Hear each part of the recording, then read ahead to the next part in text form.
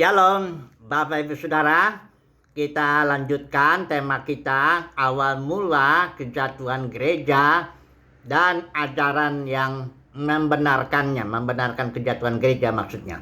Nah, kemarin kita sudah bahas tentang awal mula sudah, ya. Kita juga sudah bahas bagaimana serangan iblis. Coba dulu kita simpulkan dulu ya apa yang sudah kita bahas ya.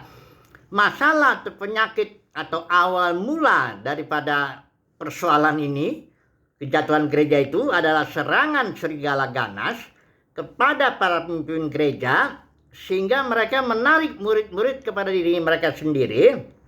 Nanti kita lihat juga dia kan bukan hanya narik orang, tapi narik uang juga dengan ajaran palsu.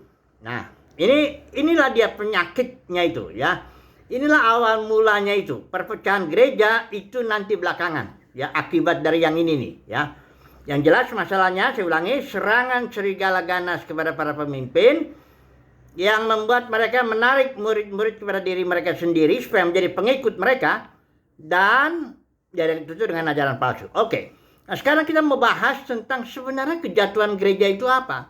Perpecahan gereja itu bukan kejatuhan gereja itu akibatnya.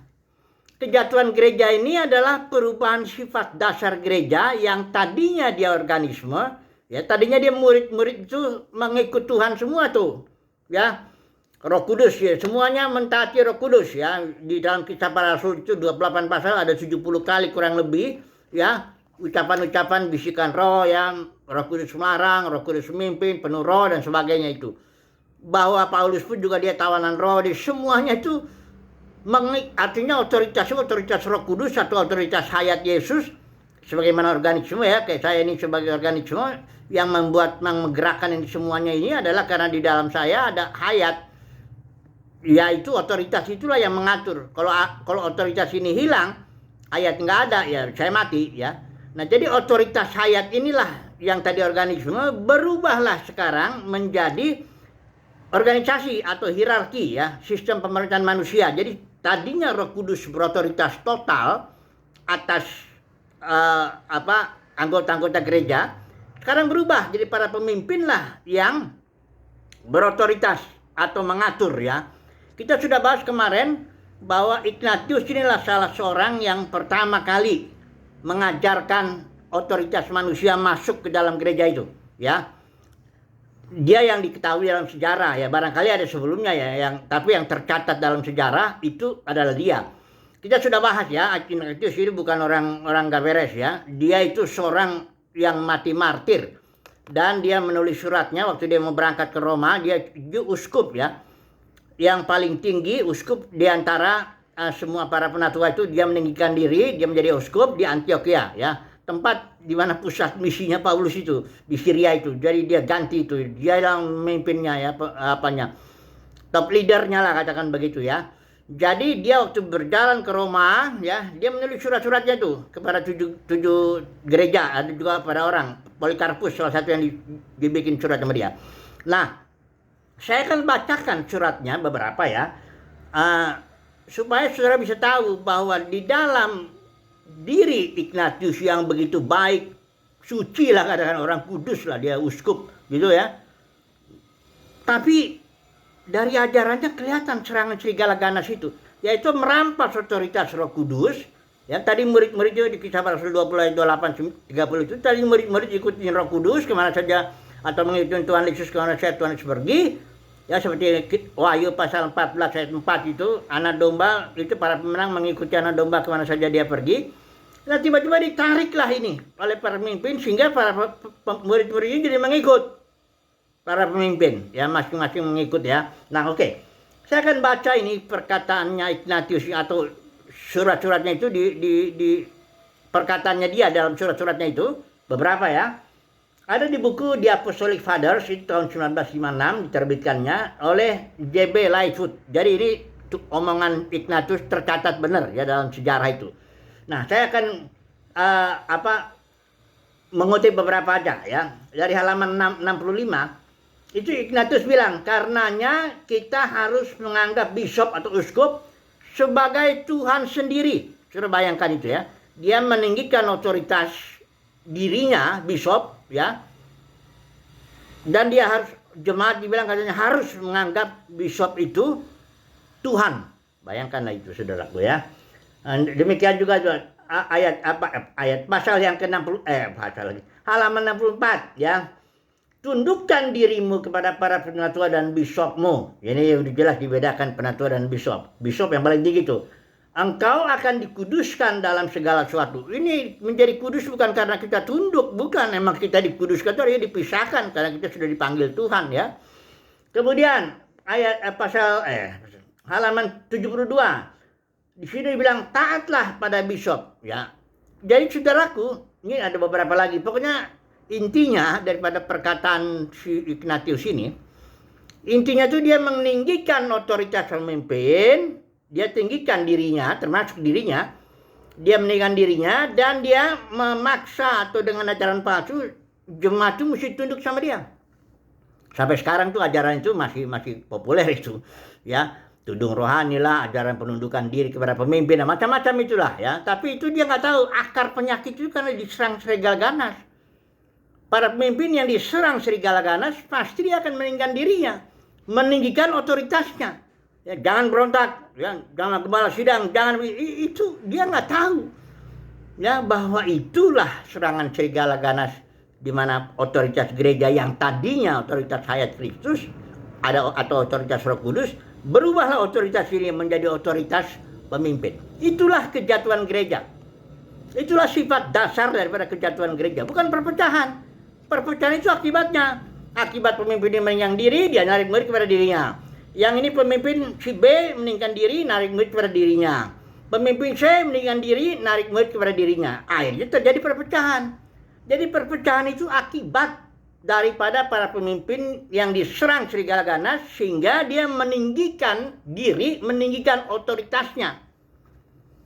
Ya. Sudah tangkap itu. Coba dulu kita lihat di Matius 23, Yesus sudah bilang itu ya, bahwa gerejanya itu nggak ada semua saudara ya.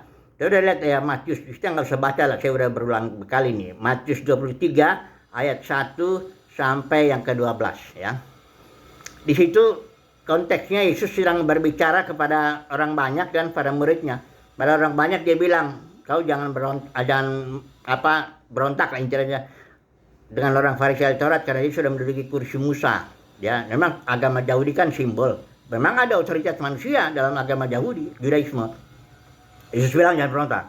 Tapi kemudian ayat 8 Yesus bilang, tetapi kamu, artinya murid-murid itu, jangan kamu disebut pemimpin atau rabi atau bapak, jangan menyebut itu semua. Karena akulah pemimpinmu, kata Yesus itu. Ya, Mesias adalah pemimpin. Artinya Yesus mau langsung memimpin gerejanya. Tapi karena ada yang meninggikan diri para pemimpin ini, merampas otoritas Yesus itu sebenarnya. Tapi ya Yesus saat ini belum terus terang. Yesus begitu baik dan membiarkan aja otoritasnya dirampas itu. Ya, saudara, dalam Yohanes 10 itu pencuri dan perampok itu bukan setan ya. Kita nggak bahas detail lagi lah. Saudara baca tuh, lihat konteksnya. Itu Yesus sudah ngomong sama para pemimpin orang-orang Farisi, para ahli Taurat itu, bahwa pencuri dan perampoknya di situ adalah ahli Taurat dan orang Farisi, para pemimpin. Dalam dunia kekristenan, pencuri dan perampok itu adalah para pemimpin agama Kristen itu pencuri. Kenapa? Oh, dia mencuri domba Yesus. Dia domba Yesus itu harusnya dengar Yesus, suara Yesus langsung. Yohanes 10 ayat 27 tuh. Baca Yohanes 10 ayat 27. Domba-dombaku mendengarkan suaraku. Yesus berharap itu yang dipilih ya, dengar suara Yesus langsung, ikut Yesus kemana saja Yesus pergi, ikut anak domba kemana saja dia pergi, seperti Wahyu pasal 14 dan 4. Tapi ini dicuri domba Yesus oleh para pemimpin agama Kristen ini. Sebagian pemimpin ikut ini, sebagian jemaat ikut sini, sebagian jemaat ini. Dia merampas otoritas itu, ya. Itulah pencurinya. Yang dirampas bukan cuma domba-domba Yesus, duitnya juga dirampas itu sama para pemimpin agama Kristen ini. Kenapa? Karena Petrus, Paulus, Rasul Yohanes tidak pernah mencuri uang. Gereja mula-mula tuh uangnya tuh dipakai semata-mata untuk orang miskin, janda-janda, orang susah, atau orang-orang harus didukung tiap hari itu. Makanya terjadi sungut-sungut karena ada beberapa waktu itu, makanya diangkat 7 diaken.